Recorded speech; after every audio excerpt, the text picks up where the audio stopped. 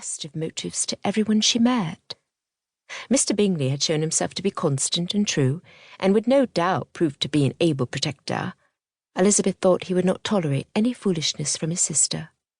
At the same time as Mr. Bingley was so assiduously courting Jane, another man arrived in Longbourn, though this man was as repulsive as Mr. Bingley was engaging. Mr. Collins was her father's cousin, several times removed, and perhaps more importantly, her father's heir to the estate, owing to the births of 5 daughters in succession, with no hint of an heir to protect his wife and children from an unfortunate entail in the event of his untimely death. Mrs. Bennet, Elizabeth's mother, was a nervous woman, frightened by the prospect of losing her home to the unknown man.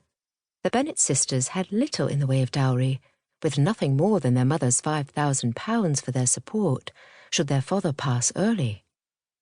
Mrs. Bennet's brother, a Mr. Gardiner, a successful man of business, promised to provide them all with a home, should it become necessary. But fearful of losing her status and that of her daughters, Mrs. Bennet was convinced that the only way to avoid such an ignominious fate was to see them all married as advantageously as possible. Elizabeth, the same as all her sisters, had been brought into their local society at the tender age of 15 and thrown into the path of any available man. Unfortunately, the strategy had proven fruitless until Mr. Bingley's arrival. With the wealthy man paying such exquisite attentions to her eldest, one might have thought Mrs. Bennet's mind would be eased, her worry for her future mitigated. Elizabeth had surely thought as much. What she had not counted on, however, was the lure of having a daughter married to Longbourn's heir, thereby enabling her to live out her life on the estate, which had been her home for almost 25 years.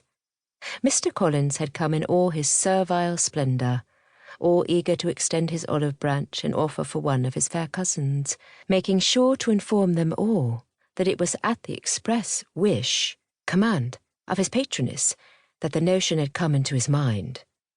Besides the man's incessant veneration of a woman Elizabeth thought likely was little more than a meddling virago, Elizabeth found him to be of suspect hygiene, stupid, and servile, with little in the way of redeeming qualities. Of course it was to Elizabeth herself that Mr. Collins turned his attentions, no doubt on the recommendation of her mother. Not wishing to stir up a hornet's nest unless she was required to, Elizabeth endured the man's silliness as best she could, but in the end had had no choice but to refuse, several times as it turned out, Mr. Collins's proposal. A hornet's nest was a mild description of the furor which ensued, but as Mr. Bennet sided with Elizabeth, as she had known he would, Mr. Collins was forced to withdraw his suit.